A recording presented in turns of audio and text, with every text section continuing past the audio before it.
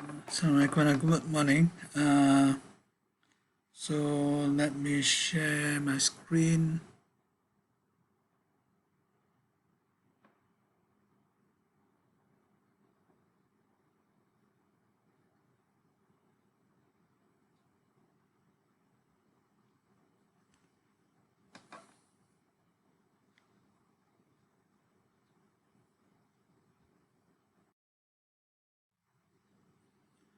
Okay, so today we're going to continue with the lecture where we left last Thursday. So I've yet to upload the notes, but it's the same, mostly the same as the one found in the book. So we left off last Thursday at trying to introduce this interaction picture. Okay, so let me redo that. No, we have not quite introduced this properly.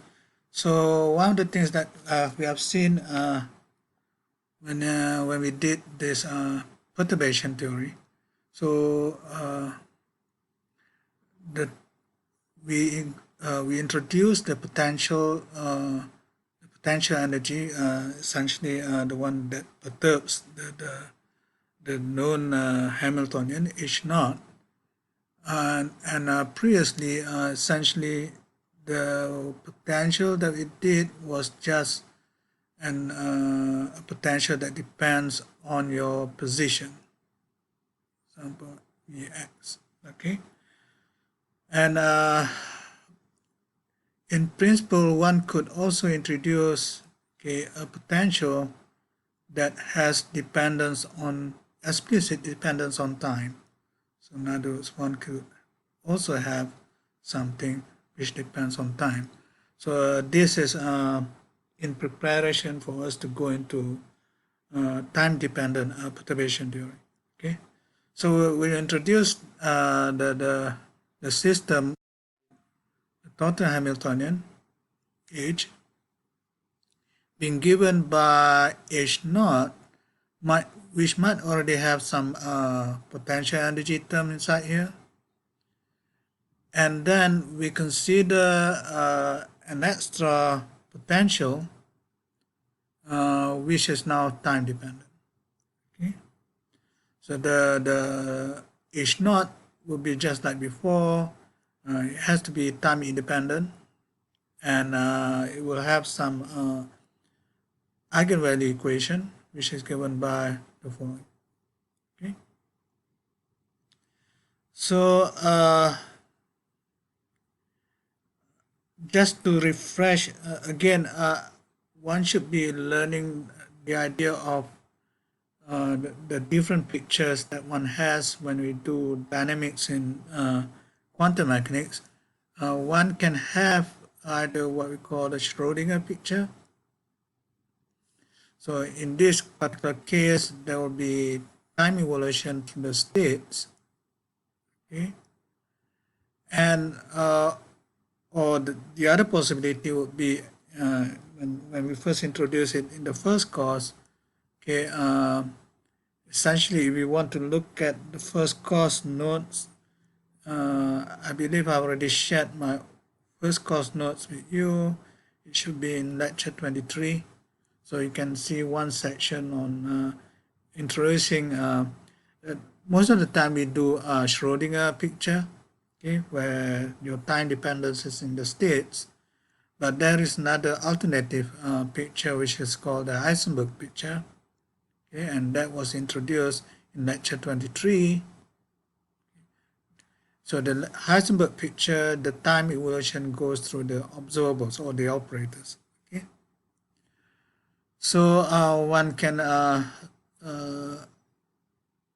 believe I also mentioned that in the on Thursday last week. Okay, where you actually can throw off your time dependence through the coefficients. Okay, either through the to the states or to the observables. Okay, but let me just mention this.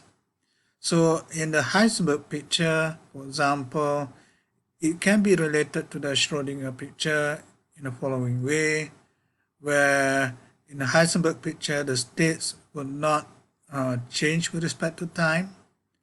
Okay, so one of the things that, let me just remind you, for Schrodinger picture, for example, this gets to be evolved by multiplying a evolution operator.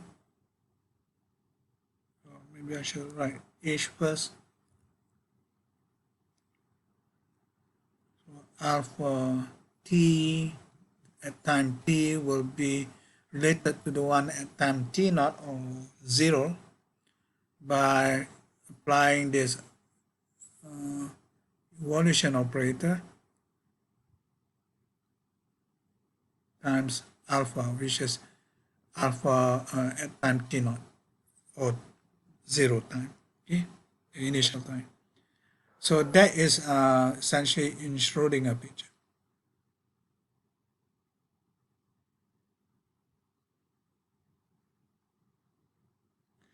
So in the Schrodinger picture, your states depend on time, but in the Heisenberg picture, the states should not depend on time. So what you do is essentially to multiply the inverse of the what you call the inverse of the evolution operator over here. Okay, and it multiplies the Schrodinger state, Schrodinger picture state, and that will give you the Heisenberg picture state. Okay, and for observables in Schrodinger picture,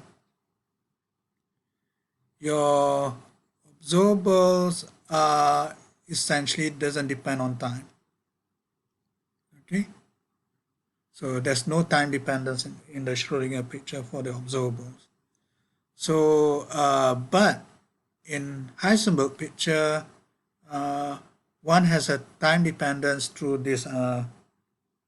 This is just simply, if you remember, for any operators, say A, you can always transform it with a unitary transform to the use of this thing. And this U is essentially unitary operators. Okay. If you remember unitary operators, what they do essentially is to change your basis. Okay. But now what happens in this particular case, you are introducing it this U as your evolution operator, and then essentially that throws all your time dependence into this expression, which is now giving you the operators inside your Heisenberg picture. Okay, so the subscript H and S correspond to Heisenberg picture and Schrodinger picture. Okay, so and the other thing that one should also recall is that when you go to the Schrodinger picture, your energy eigenstates are normally what we call the stationary states. Okay, so if you consider the energy eigenstates, for example, over here, your N is your energy eigenstate, and if you time evolve this energy eigenstate to the time t by using a evolution operator there, then since your N here is an energy eigenstate, then you know how it acts on this eigenstate. Your H will just reproduce your eigenvalues. So in other words, inside this Hamiltonian and inside this operator, we'll just you substitute the eigenvalues inside this exponential. Okay, so what happens in the case of a stationary state or the energy eigenstate, it simply evolves by a phase factor. this is just a phase factor. Now, if we want to consider this to the case of your Hamiltonian in this way, that's going to be a problem. Okay. Previously, the ones that, if you remember, the way we define your your evolution operator is that your assumption over here is essentially your H will not have any explicit time dependence. So in other words, with the current problem, where your H involves your time-dependent potential, you can't use this expression for time evolution operators. So in other words, we have to treat this differently. In fact, we'll do this probably in when we introduce the time-dependent perturbation theory. You will see that your evolution operator gets complicated. Okay. But okay, let us just do this this particular case. What do we do before we introduce this time-dependent perturbation theory? We can introduce a different picture from the Schrödinger picture and the Heisenberg picture. Okay, so what one does is to go midway. Okay, so the idea is now is to introduce, say, you have a state, okay, state alpha here, a general state.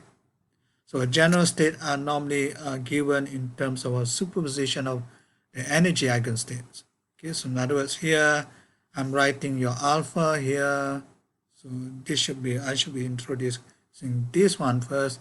So a general state at time 0, okay, is just a superposition of your energy eigenstates.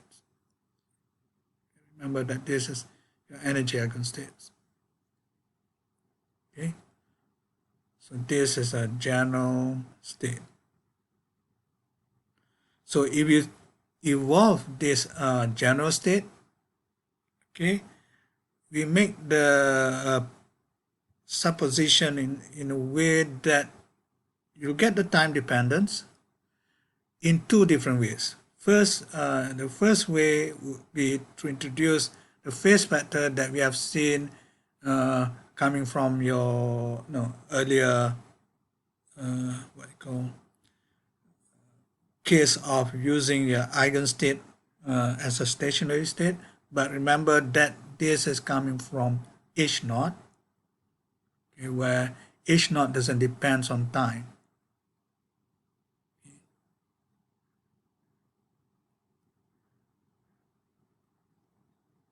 So that is responsible for that phase factor. And then you introduce another time dependence inside your coefficient. Okay, initially your coefficient doesn't depend on time when t equals 0.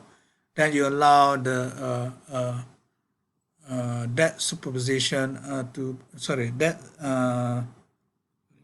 coefficient, the coefficient to evolve in time in such a way that it becomes a function of time. Okay, so there are two time dependence here, one coming from your H naught, so that you get this phase factor that you have seen in our earlier evolution of energy eigenstate. Okay, and the other one is coming from CNT, which is going to be coming from your time dependent potential. Okay, if you make your time dependent potential to be 0, then you return back to the normal Schrödinger picture kind of thing.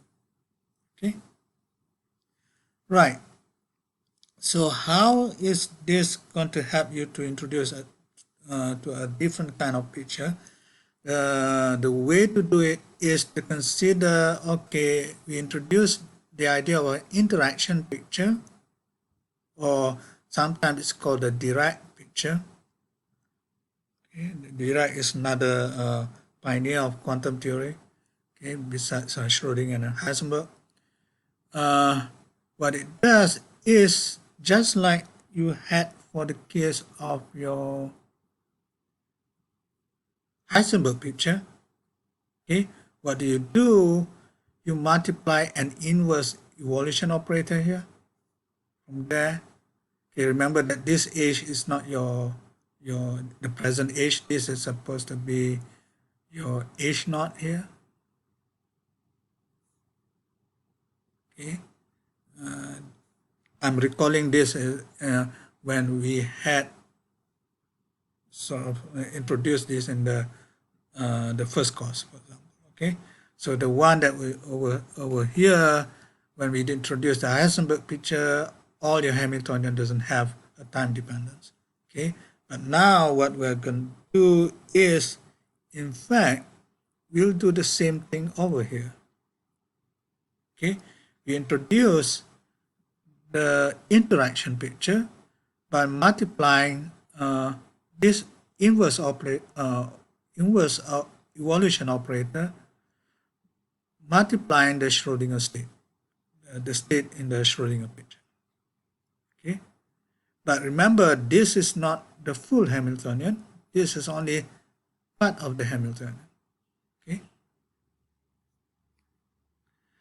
So again, just like the case of the Heisenberg case, when you have at t equals 0, your if previously it was the Heisenberg picture will coincide with the Schrödinger picture when t equals 0.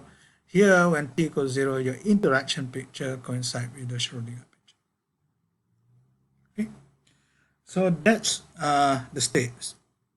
But now, what we do for the case of the observables, the operators, in the interaction picture, again, what happens over here is you have a similar thing like the one that being shown in your Heisenberg picture here for the operators. You introduce time dependence in this way, but here, as I said, this was introduced in the context of your your age being time independent. Okay, so here is really your age naught here. We'll do the same to the case of the interaction picture, but then you will see that this is not the full Hamiltonian. Okay, so in particular, if you remember, you have this h equals to h naught plus v t, and this is also an observable. So if you look at that, we will change. Okay, this one will be in the. It's quite tricky to say this. Okay, this should be in the Schrödinger picture. Schrödinger picture, but that's because of the explicit time dependence inside the potential. You have a time. No, it was introduced by hand in the Schrödinger picture.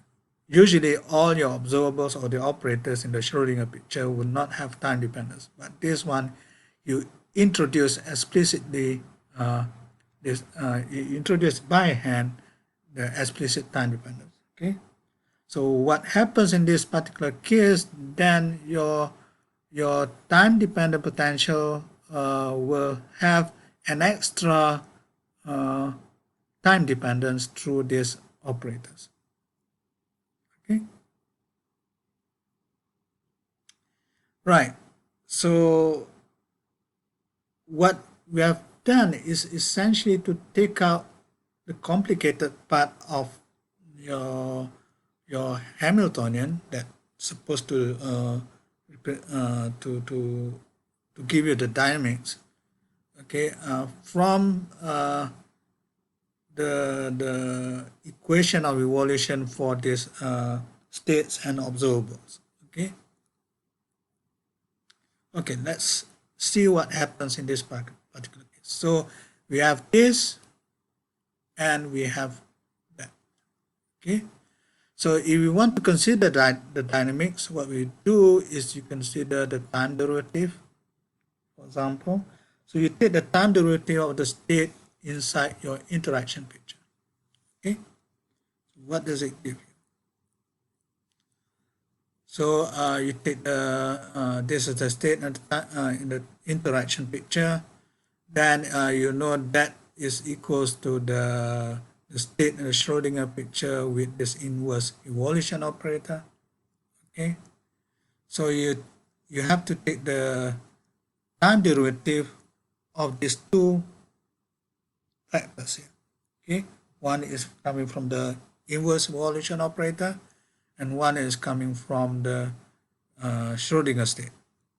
Okay, so well, we do the time derivative as usual. So the first thing is to differentiate that, keep that constant, and then keep this constant and take the time derivative of that.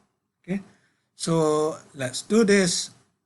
Okay, so when you take the time derivative of this, we'll just introduce that. Okay, the factor of I on h bar over here will multiply with this I h bar, that your h bar will cancel off, and your I will multiply with the other I, that gives a minus sign. Okay, so that is coming from the derivative of this and keeping that constant. Okay, so the other part would be to take the derivative of this. So remember over here, the full Hamiltonian will have to actually dictate the evolution of your Schrodinger state. So in other words, over here, I h bar d dt of alpha t naught t will have to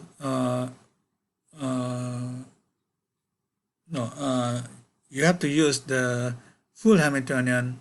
Well, essentially this is your what we call the time dependent Schrodinger equation.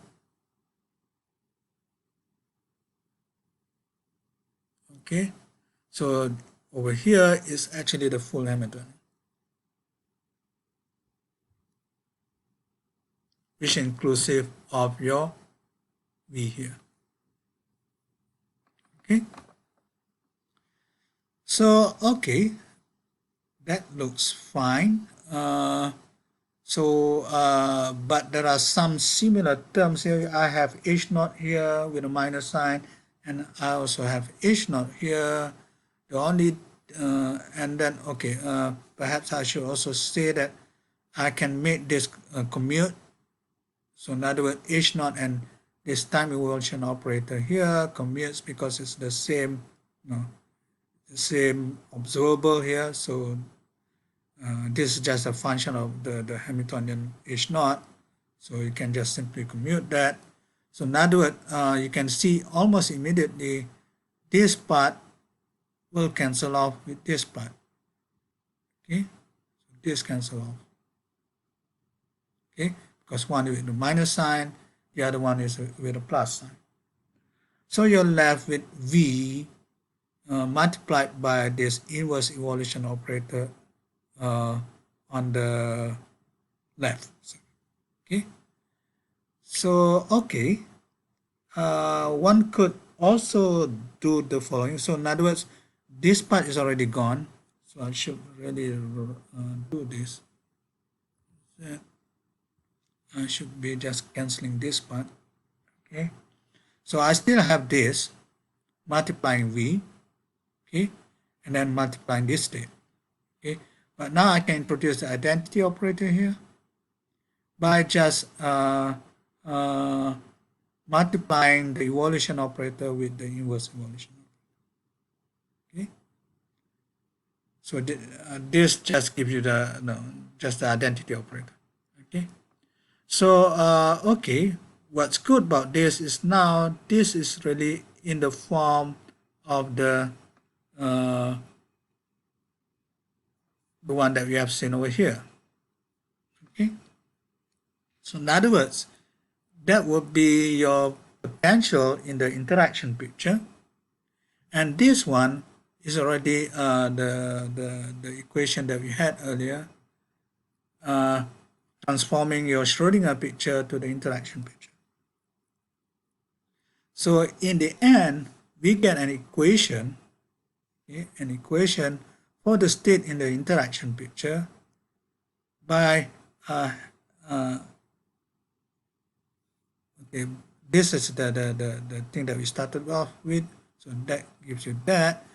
But on the other side, on the right hand side, okay, what happens, this is now given just by your time-dependent potential in the interaction picture, multiplied by the state in the interaction picture. So this is almost like your Schrodinger picture, Schrodinger equation, which is that. The only thing that's different now, okay, it is in the Schrodinger picture, I should say.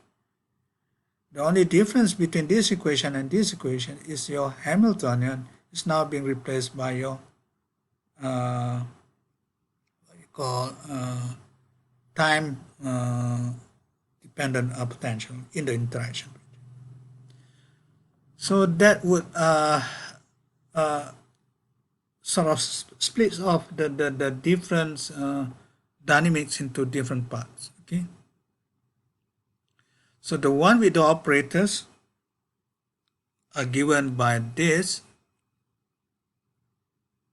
Oh, I've not done that. Sorry. The observables. Okay, you can do the similar thing. So you form. You take the time derivative of this equation.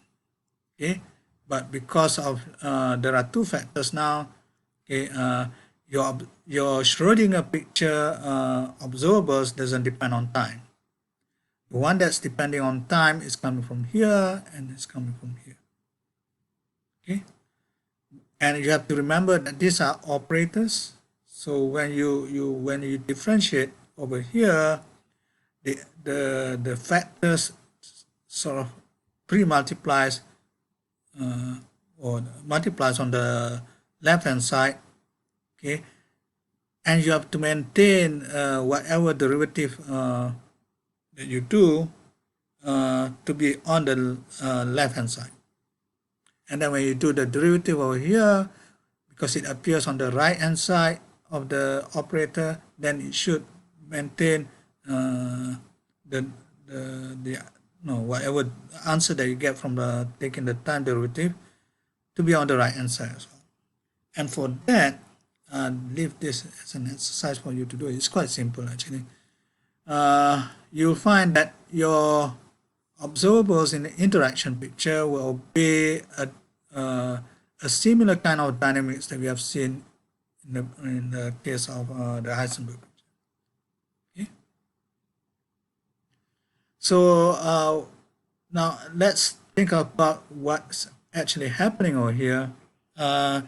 Is that the operator part, you allow it to take all the simple dynamics goes into the operators. So the one that determines the dynamics of the observables or the operators are determined by H0. But for the states in the interaction picture are now determined by the dynamics is determined by your what you call this time dependent potential. Okay, so in a way it's a nice kind of splitting between the different dynamics that we had. So the one which H0 goes into the observables, and the one for states goes into the one for the time dependent potential goes into the states. Okay, so this is a summary which is also found in the book. So you just to see the different what you call the different pictures that we have for this. Okay, so here you can see Heisenberg picture,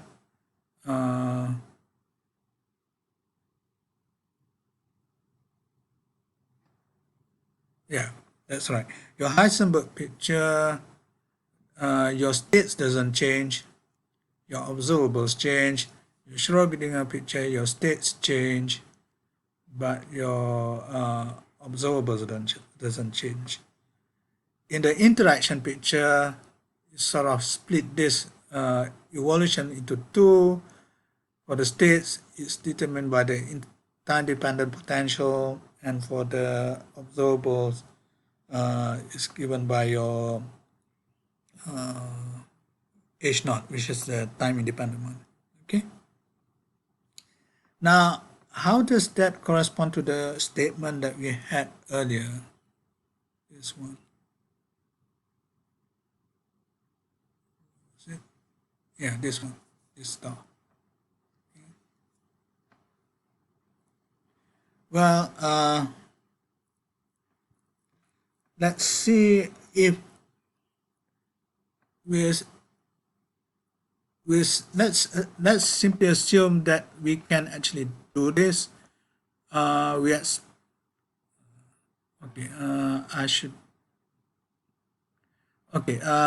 What we do is essentially to state this as a general evolution of this state in the interaction picture, okay, where your time dependence are thrown inside your coefficients over here. Remember what happens, this is slightly different from the one in the Schrodinger picture, because what happens over here in the Schrodinger picture, okay, you should be having something like that, okay. So in there, you don't see any time dependence inside your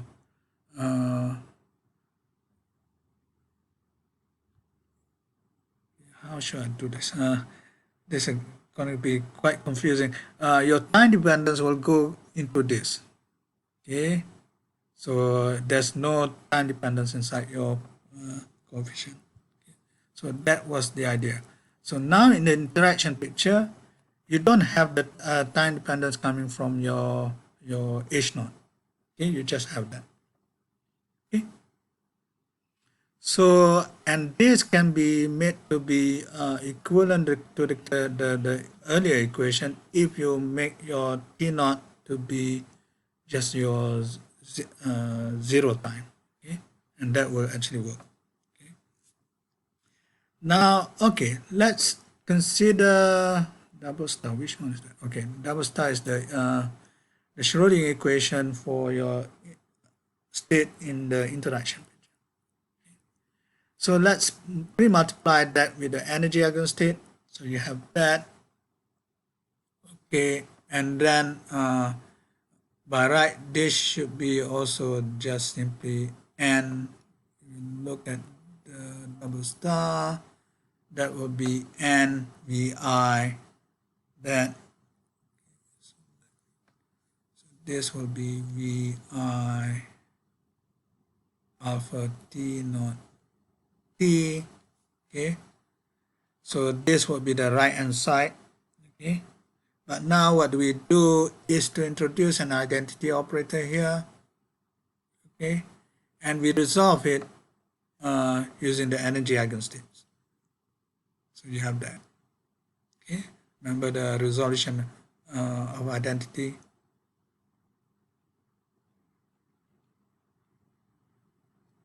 Okay. So what happens in this particular case, then I can think of this thing just like a matrix elements of your time dependent potential. Okay, so I can write this as follows.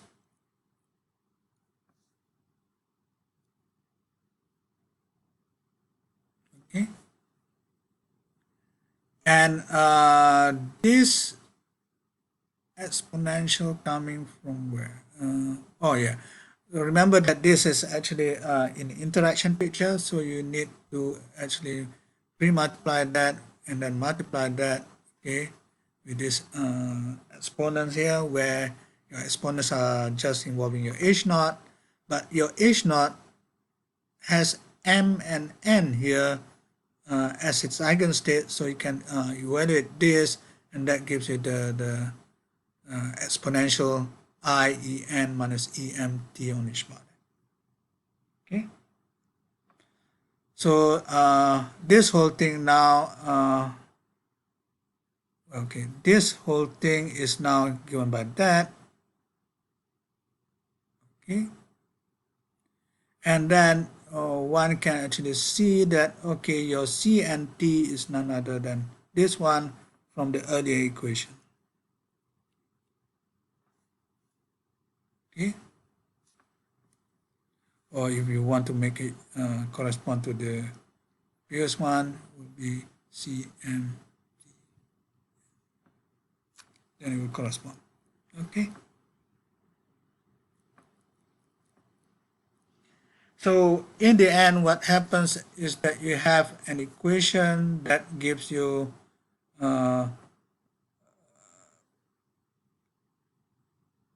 a differential equation that gives you this for these coefficients. Okay, for these coefficients to be dictated by this matrix elements here multiplied with this phase factor times that. Okay, what is this one? This is essentially the thing that we have introduced over here. Okay, so in the end, it's really forming this kind of equation, which is a matrix equation. So you have your coefficients that we introduce inside the interaction picture. Okay, these are the time derivatives, so these are the coefficients over here, and then you have this matrix, okay, which is essentially this matrix, okay, multiplying the coefficients. So in other words, if we want to actually solve what these coefficients, how it changes with respect to time, so you get the solutions for C and T, is just to find the solution to this. Okay, so that sort of gives you the things that we need inside your interaction picture. I think that sort of completes this particular lecture, and we should proceed to the next one. So perhaps this would be a good time to take a few minutes break. Is that okay?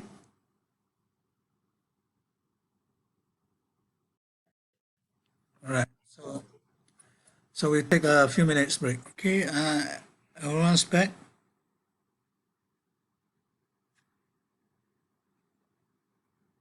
Hello.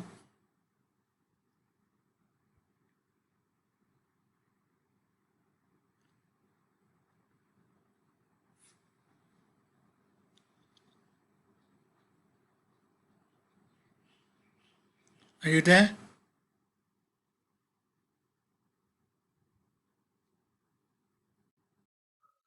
Okay. Right. Okay. Let's now to the next lecture. The next lecture, my notes are not quite complete as yet, but no, let's just wherever I finish, we just stop there. Okay. So the lecture will be on essentially the idea of the interaction picture that we had earlier.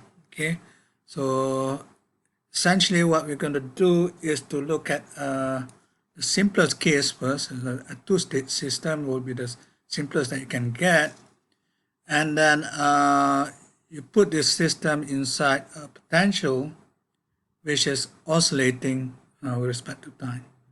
Okay, so what we're going to do is to write your H naught that we have mentioned earlier, which is supposed to be time independent by this sort of diagonal. So if you write this in terms of a matrix, your H naught will be looking something like E1, E1, E2, with zero off-diagonal elements. So this is just written as that. So you have two states labeled by 1 and 2. Okay. So these are your H0 eigenstates.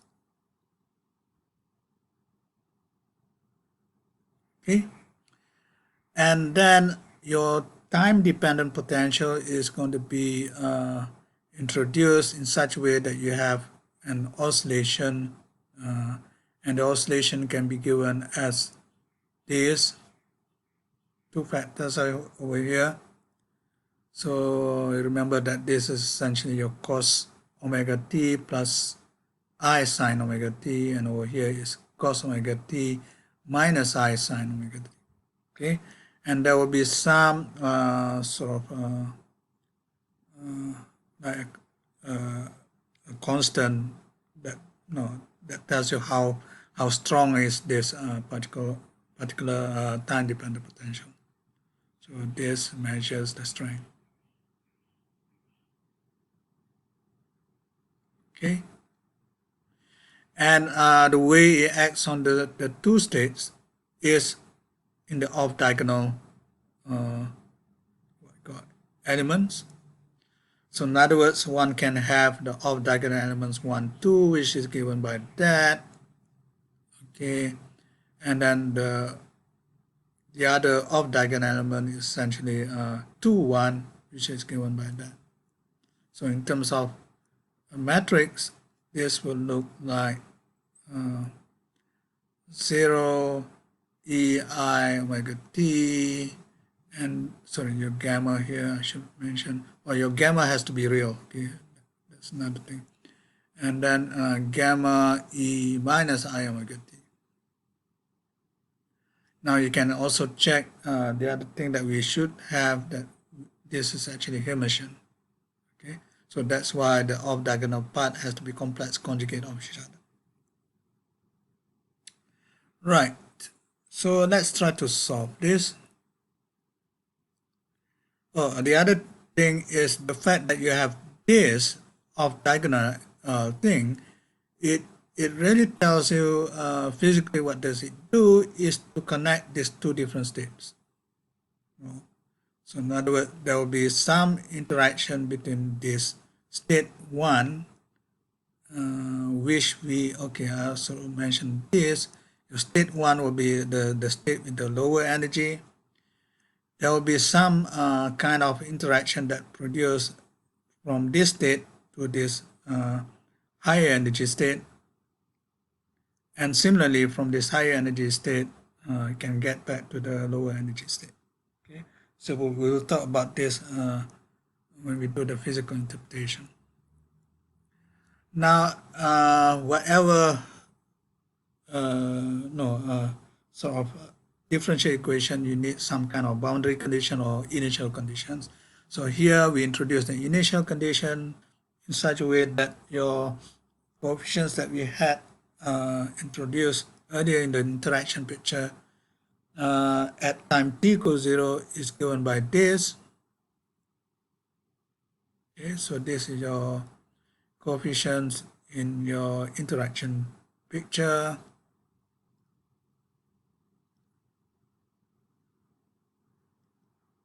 Okay, what does it say over here? It simply says that, okay, initially all your states are going to be inside your lower energy state. Your C1 corresponds to the coefficient for the lower energy state. C2 is the coefficient for the higher energy state. So at time t equals 0, everything is inside your lower energy state, and there's no what I call state, no particle in the higher energy state. Okay, so that's the essential idea. Okay, so what do we do? Then we apply the previous theory, which is not it's not given in detail over here. That is supposed to be a part of your exercise. You should be able to solve for, so over here, one can start to solve for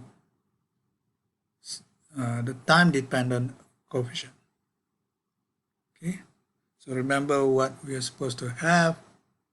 Okay, we're supposed to have this kind of equation. So in other words, in this particular case, there will be just two C1 dot C2 dot, and then the matrix that we have over here is the one I mentioned earlier, which is EI. What was the symbol that we do? Omega, sorry. Okay. So this will be this.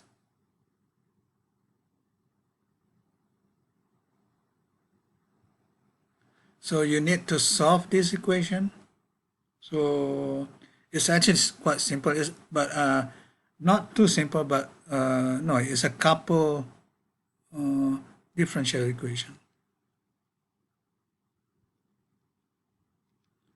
But you can see that, okay, C1 dot is going to be connected with C2, C2 dot is going to be connected with C1, okay?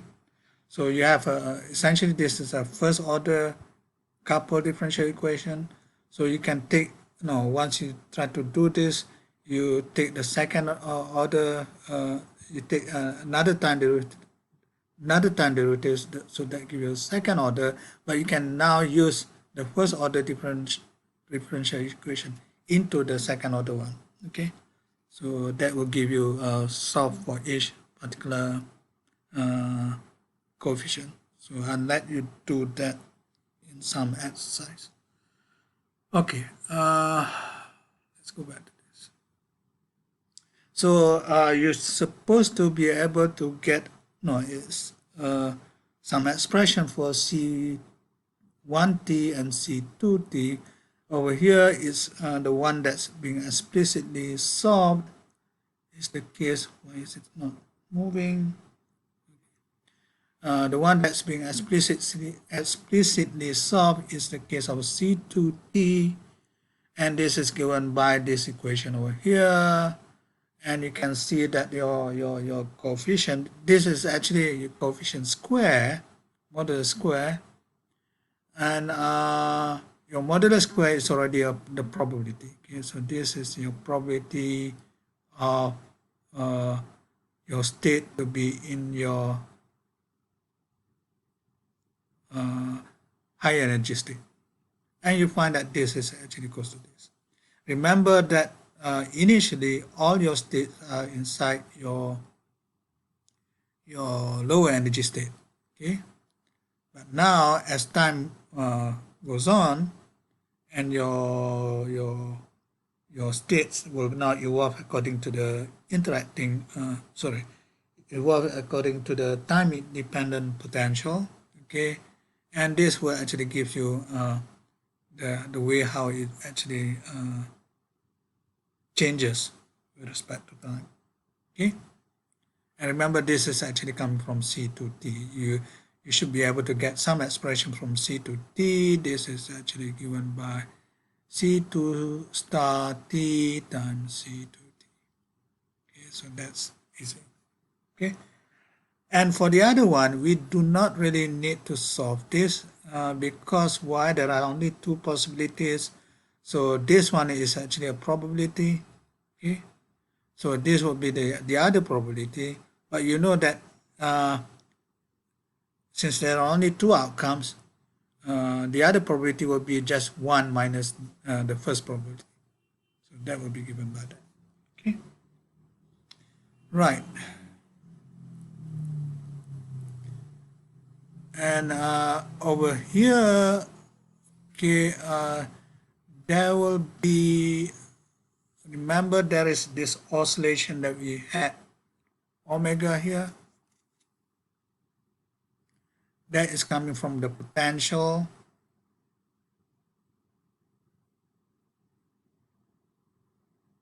Let me think a little bit.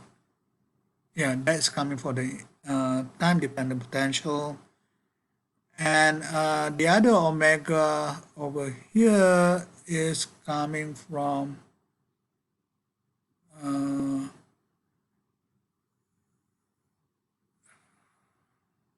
well, it comes from the difference between the two energy levels. Okay, how sure?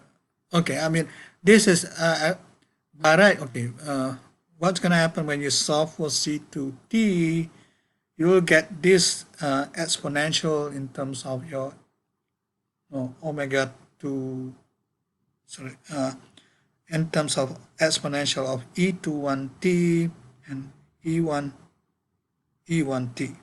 Okay, and that creates this energy difference there, and this is like what is called the Bohr frequency.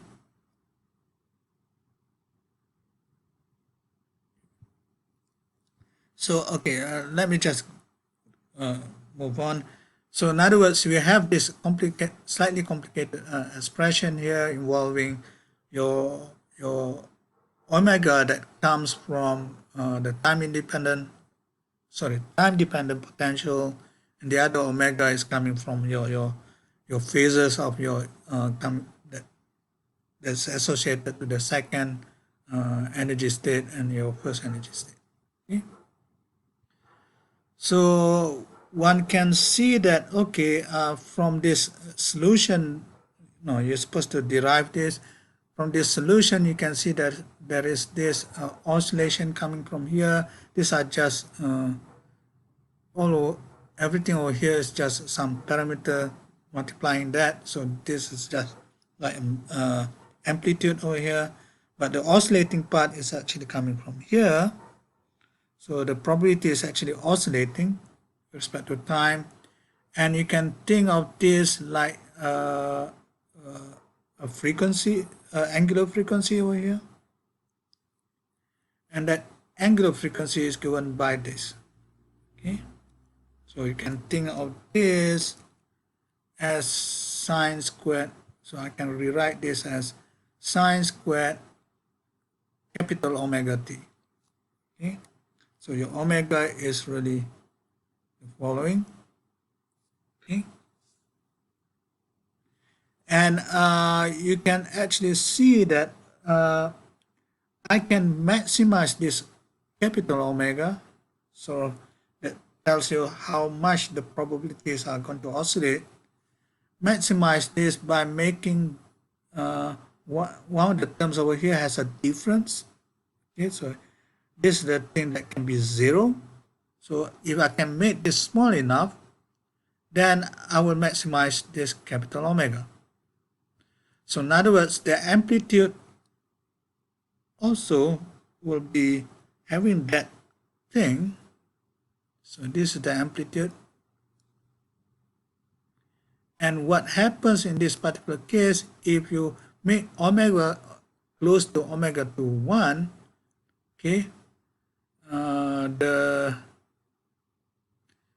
let me think about this.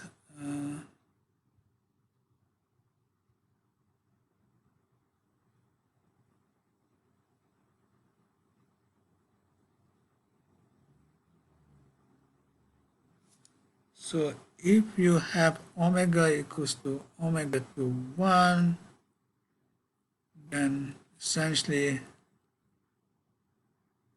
that's going to be smaller. This whole thing will be smaller. So in other words, this whole thing will be bigger. So that's essentially getting confused a little bit. So in other words, at the so-called resonance frequency, this is called a resonance condition.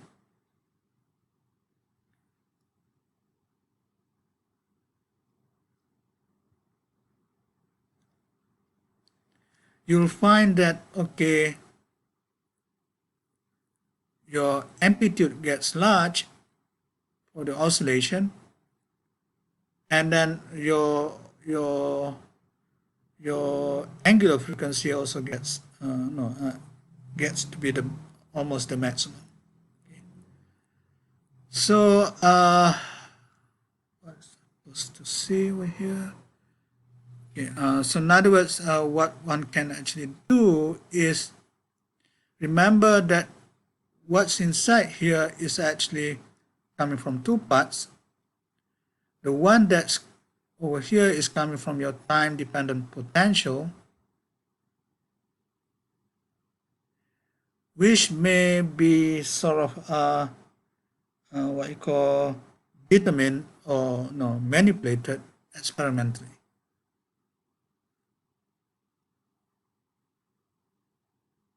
So by choosing your omega correctly, one can actually go to the resonance condition. Okay. So at the resonance, what's going to happen is essentially you have your omega be equals to omega to 1, and your capital omega, the way how the probabilities oscillate, will be given by this quantity. Okay, remember what is gamma? Gamma is the strength of your time-dependent potential. Okay, so one can actually just try to plot. Okay, try to plot the probabilities respect to time. Okay, so what's going to happen is that initially you have the initial condition over here that all your states will be in the first state, right? So this is actually okay. Sorry, I'm getting confused. This is essentially probability of the low energy state. Okay, so this will be probability 1 in the beginning, and then as time moves on, this get what you call, remember the sine function that we had earlier? Or maybe I should use the other one, sorry, because I'm giving this in terms of the C2. So let's do the other one first. Let's look at the dash curve. So this will now be your sine squared curve. Okay, this one will be your sine squared curve, and this will be 1 minus sine squared curve, will be which is really your cos squared curve. Okay, so this is cos squared, this is sine squared. Okay, that is in terms of the mathematical expression. Okay, because what we did give was in terms of your C to T. Okay, so this is mathematically given earlier. Okay, but the condition the initial condition that we know is coming from here. Okay, where all your states are going to be inside your first energy state, the lower energy state, and then gradually this probability of finding in the first energy, the low energy state, will decrease until it goes to 0. Okay, and then it oscillates back to 1, and then 0, 1, and then 0 back again. Okay, and for the case of your high energy state, it begins at 0. Okay, and then it becomes probability 1 here, 0 here, 1 here, and so on. Okay, so what happens in this particular case, the physics behind this, essentially the following. You have this two-level state sort of interacting with the environment given by the potential. So initially, remember that your state 1 is your lower energy state, okay? But it will gain energy from the potential. Okay, it will gain energy, absorb the energy, and then gradually the probability of to be in this state will decrease, and your probability going to be in the higher energy state will increase.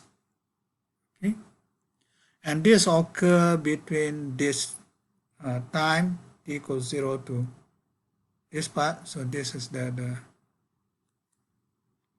and this actually you can actually rewrite this in terms of the oscillation frequency for the probabilities that we have introduced. Okay, So from this 0 to pi over 2 omega, okay, you get the decreasing trend for your lower energy state, okay, but increasing trend for your higher energy state, okay. And then the next cycle will be from pi on 2 omega, okay, to pi on omega over here.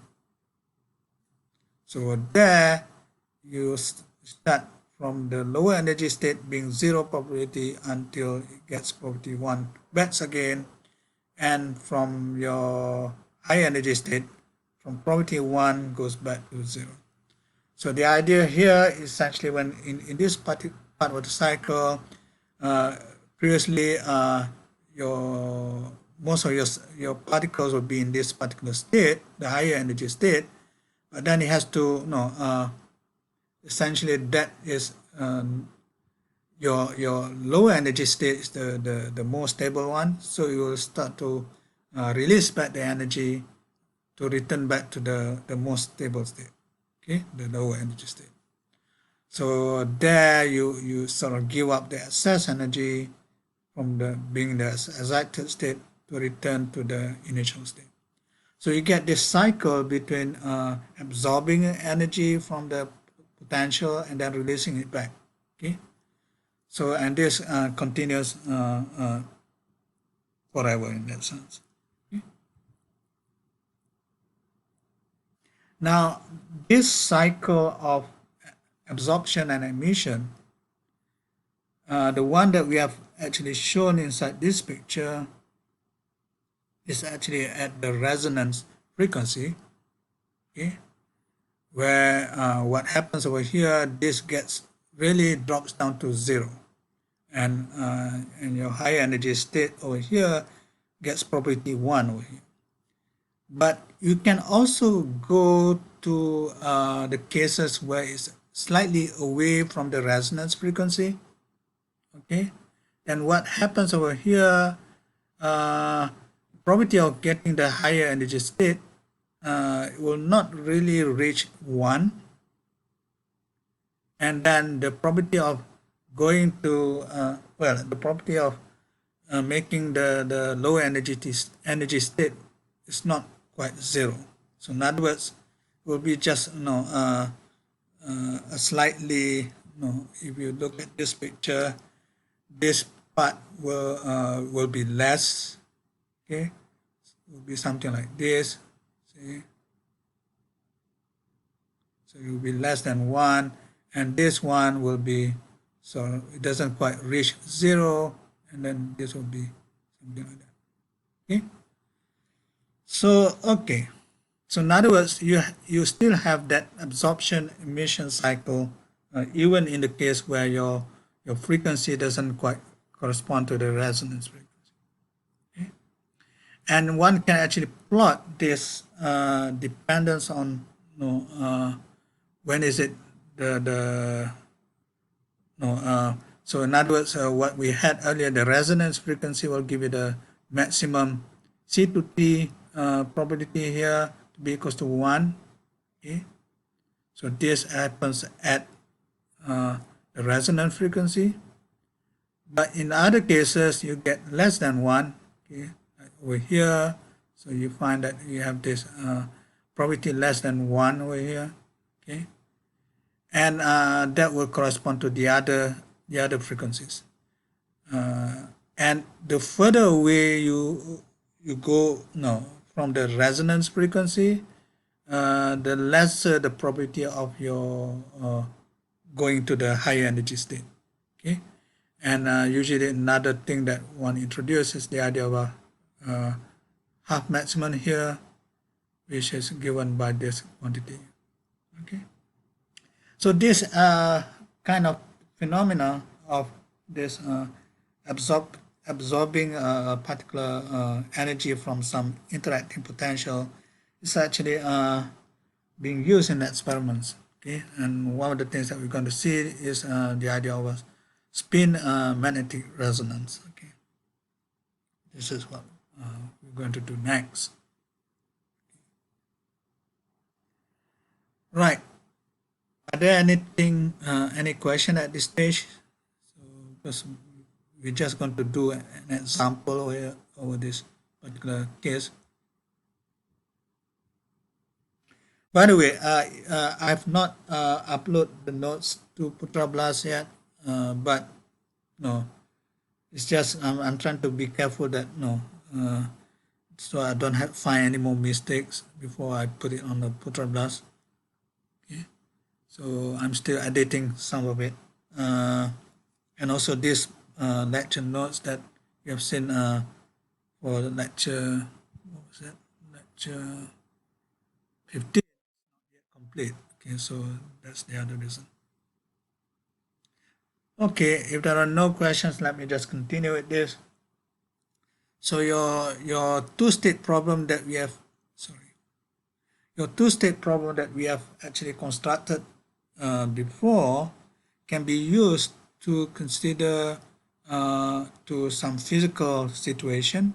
So here's a physical situation where you have a bound electron which has essentially a bound electron with a spin half which is subjected to some magnetic field. Okay, and the magnetic field will be consists of two parts. One is a uniform magnetic field in the z direction. Okay, and then there will be a time-dependent magnetic field in the xy plane. Okay, so your components of your magnetic field in the z direction is always constant. Okay, but the other components will start oscillating. Okay, so again, we can treat this part. Okay, one can treat this part as H naught and treat this part as your V. Okay. So putting the spin half electron inside your magnetic field, remember where is the dynamics going to come from? It will be coming from your magnetic moments, because your magnetic moments of your electron, which is coming from the spin, okay, will interact with this magnetic field. Okay, so your H naught, for example, will come from your B naught here. Okay, and this is this one we have actually seen before. Okay, so your H naught is given by this diagonal elements. This even I think is probably in the first two lectures, I think I remember. And if we just have that, you will get what we call the spin precession thing. Okay. But now we introduce something extra. So the extra part will come from the time-dependent part, okay, which has this cos omega t and sine omega t. Okay. And oh yeah, I've forgotten. We are using all this idea of plus and minus, which is your spin eigenstates. Okay, we have done this much earlier. Okay, so this is like plus a spin up or minus a spin down or something like that. Okay, and then so this is just diagonal. You can see that this is plus plus. Okay, so when you write this, it's going to be H naught will be this stuff.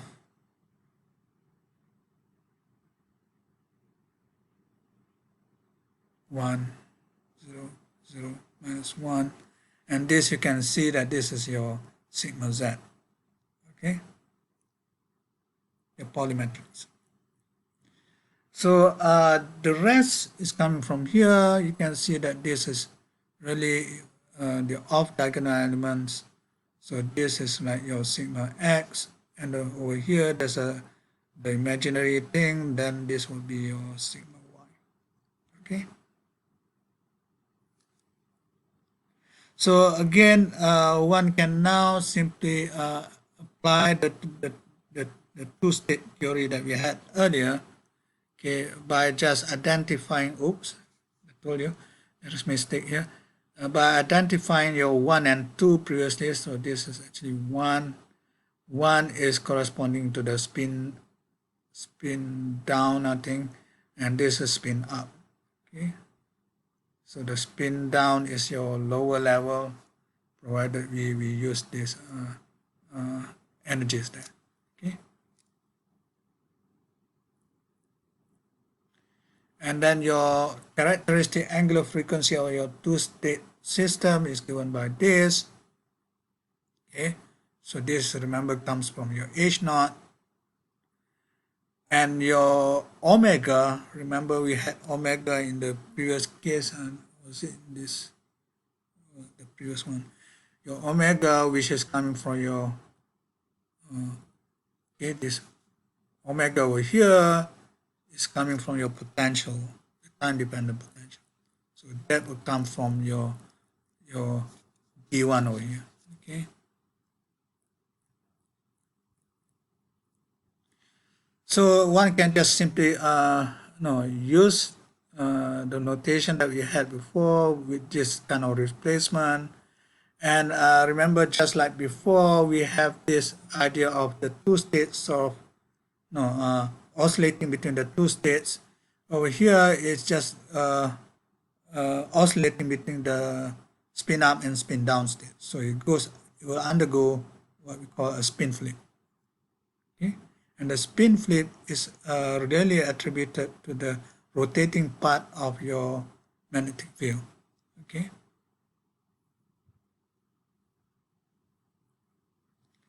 So I think that's probably it, because I have not finished it. So the resonance part, okay. Oh, the other thing I should mention, this is again quite important in a sense. Experimentally, to do a rotating magnetic field is quite difficult.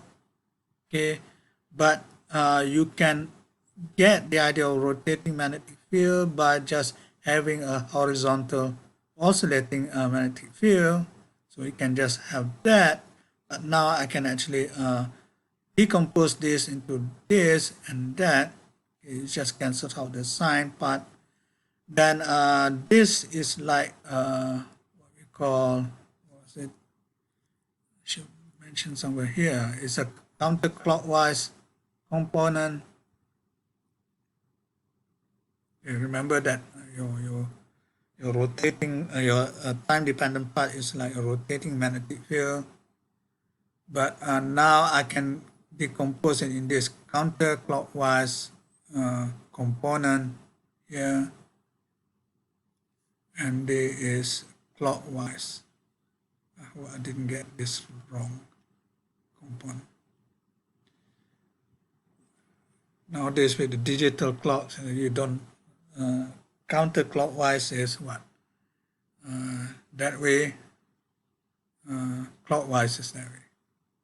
Okay. So you can check from this. Okay. So so you can get it from just having this horizontal oscillating potential in the x direction, and what we will have essentially a time dependent potential again, okay, here, and then rotating potential over here, but one is counterclockwise and one is clockwise. But you'll see that at the resonance frequency, which is when this omega, which is coming from this part, sort of coincide with the characteristic frequency of the two-state system.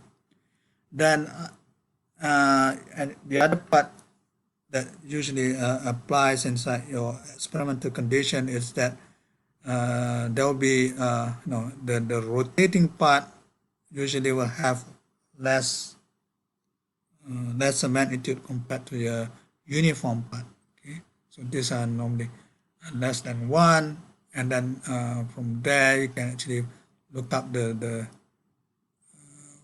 condition that gives you this condition over here. Okay. And then what am I supposed to say? The resonance condition will make one of the remember that essentially is sort of oscillating in one direction, but you can make it decompose it into a clockwise and a counterclockwise. So the resonance condition over here is making your counterclockwise maximum, okay, and your clockwise component becomes negligible.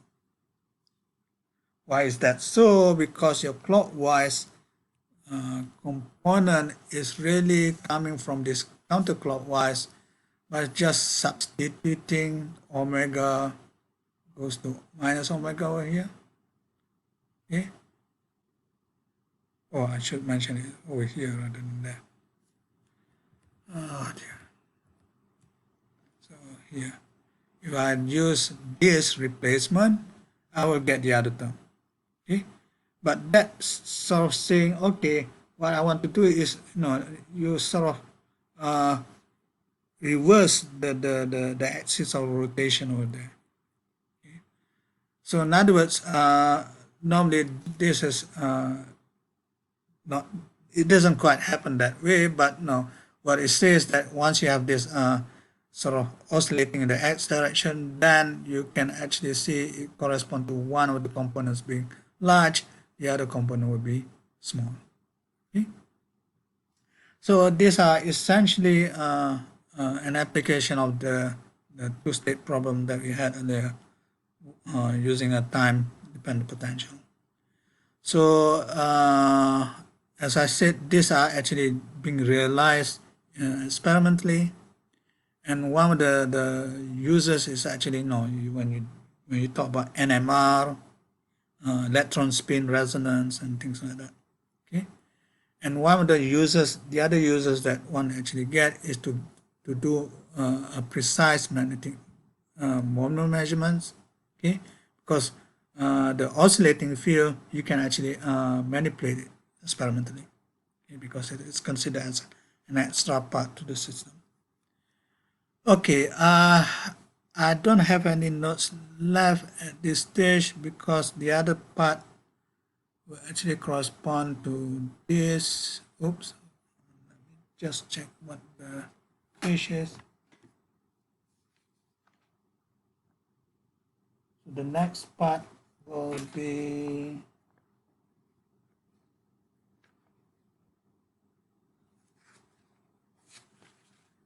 check page 345. So let's try to do 360.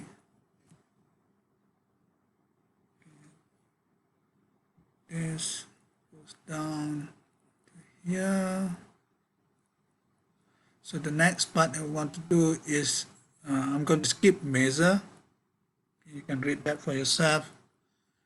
Then I will go into this idea of extreme time dependence Hamiltonian, and there will be two different kind of approximation, which I have not yet gone through in detail. So I will leave that to the next lecture. Okay, we probably have to do one replacement lecture in order for me to complete the time dependent perturbation theory, which is some time after this approximation. Where is it? Yeah. Okay. So can you plan for an extra replacement lecture?